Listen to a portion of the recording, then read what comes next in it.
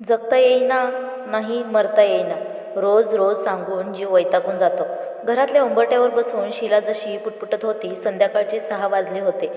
सकाळचे 8 वाजल्यापासून लीलाधर घरातून बाहेर पडतो आणि त्याच्या घरी परतण्याची वेळ ठरलेली नसते. आल्यावर एकतर अनादर आणि नको ते बोलत सुटतं. ही रोजचीच दिनचर्या. कधीकधी नशेत तुब असायचा. परतल्यावर सकाळपासून ते संध्याकाळपर्यंतचा समाचार घेतला जायचा. आजही तेच, पण थोडं वेगळं घडले. लीलाधर, काय ग, आज कुठे नाही हुडकायला गेलीस? शीला, कुठे जाऊ? मला वाटले तुम्हीच न्याल हुडकायला. लीलाधर, असं का? चल मग माझ्यासोबत दारूच्या दुकानात. माझ्यासाठी दारू हुडकून येऊ.